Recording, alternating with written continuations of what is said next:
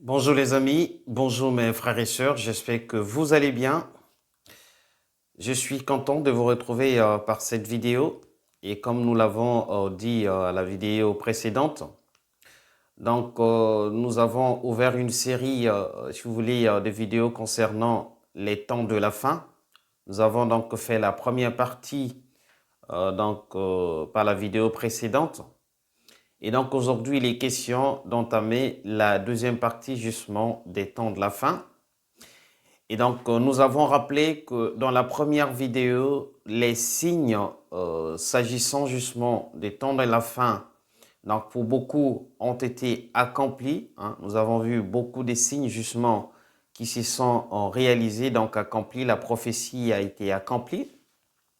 Et donc, dans la deuxième partie, dans cette vidéo, nous allons voir donc les signes qui sont à venir et qui sont imminents.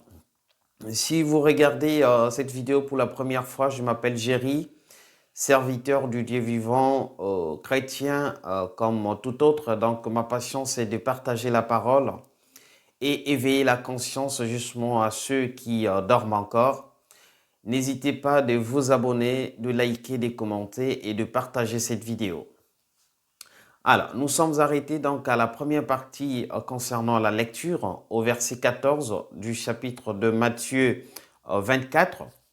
Aujourd'hui, donc, nous allons encore aller pas à pas pour comprendre justement les événements qui arrivent et qui sont d'ailleurs très imminents. Nous allons lire donc au verset 15.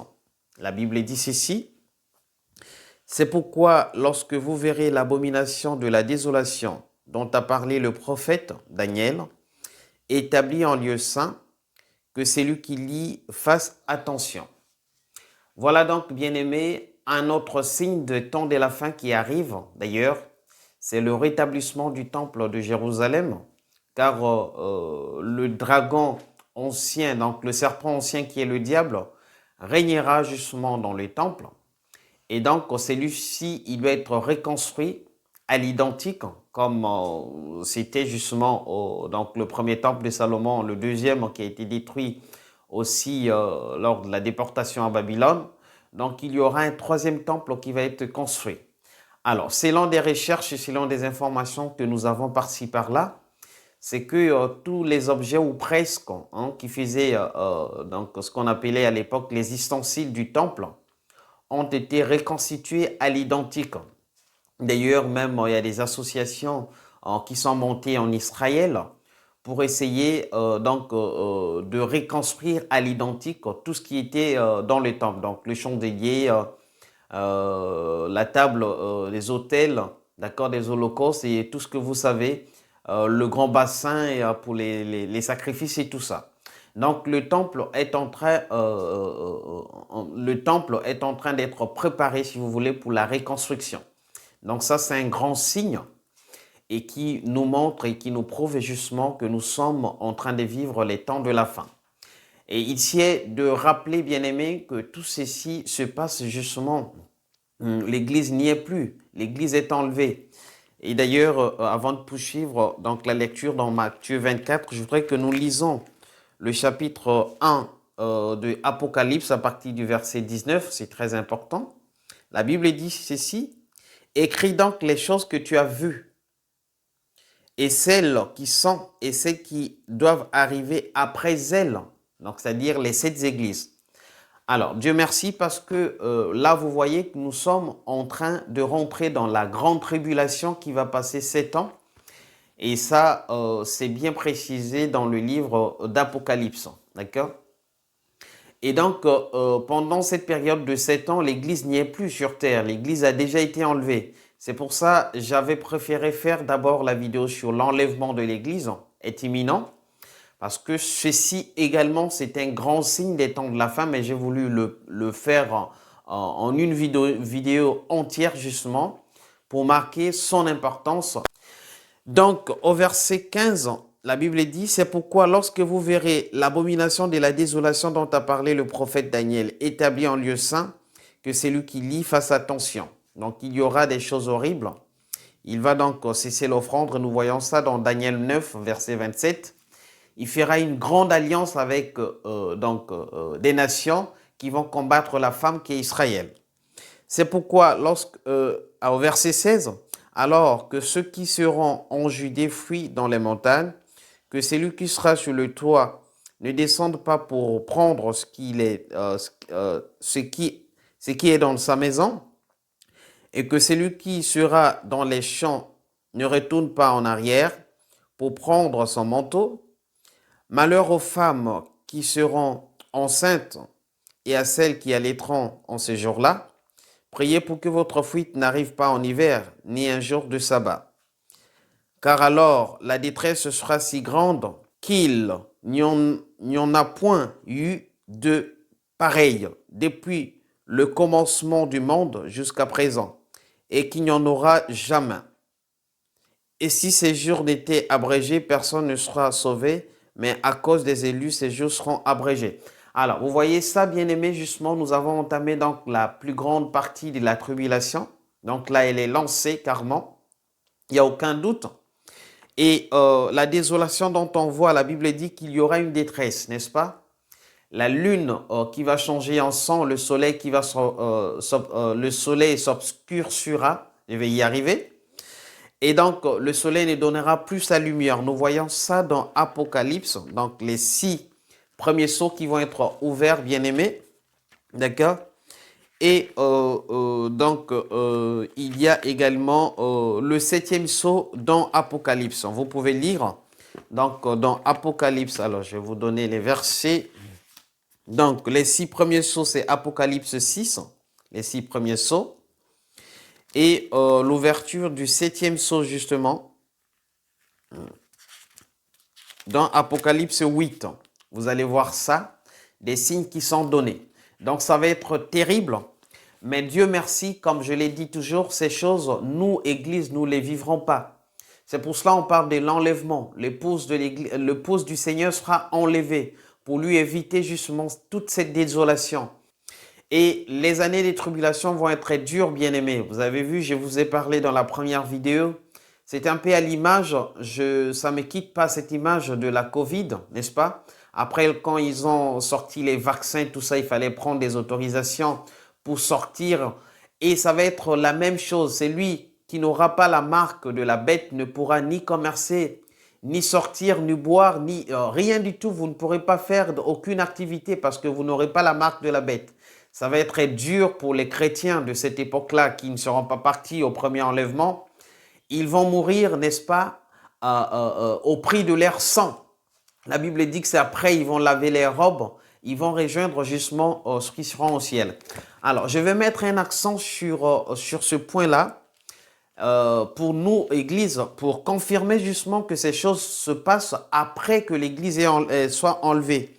Quand vous regardez dans le chapitre 13 de Apocalypse, vous allez voir, la Bible dit ceci.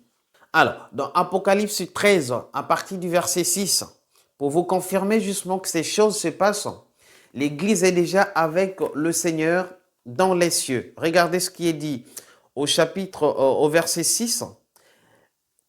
Elle ouvrit sa bouche pour proférer des blasphèmes. Donc la bête, qui est le diable, contre Dieu, pour blasphémer son nom et son tabernacle et ceux qui habitent dans le ciel.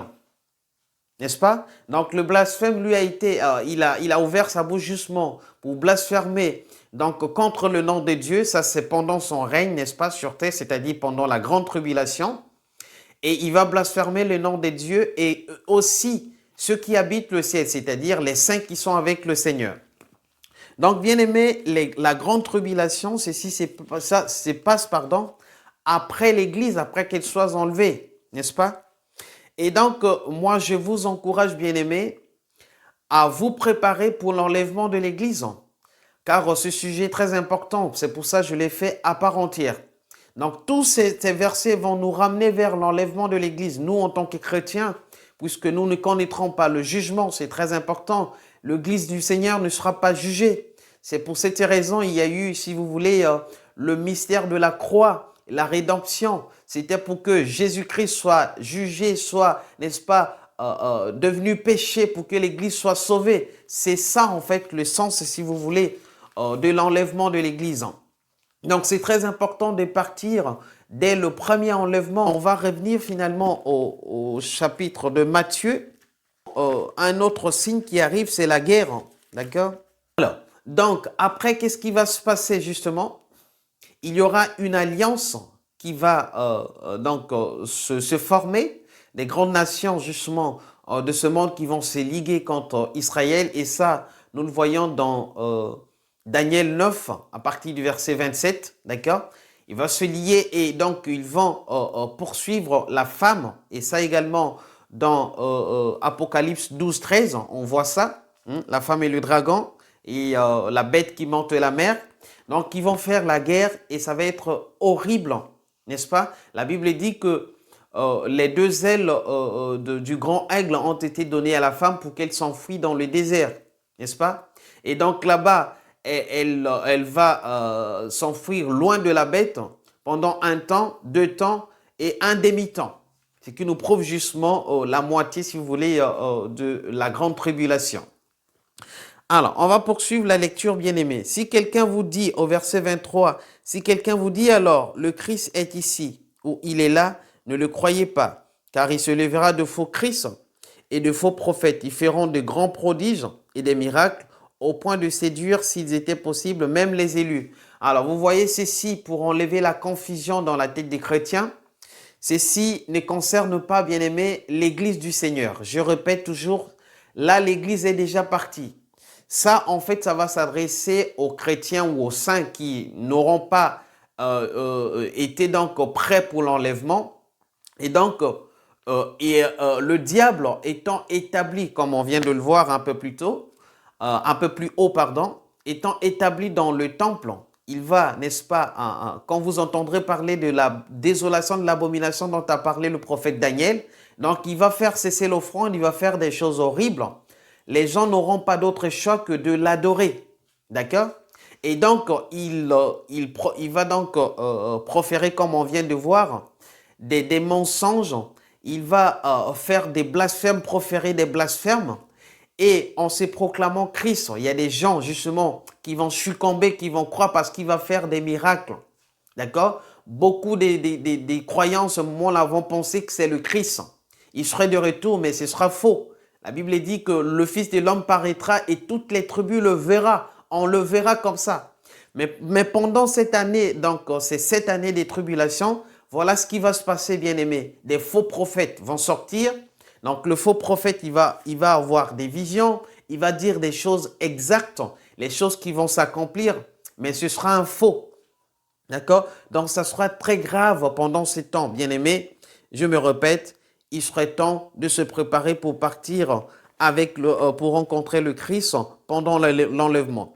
Voici, au verset 25, voici, je vous l'ai annoncé d'avance.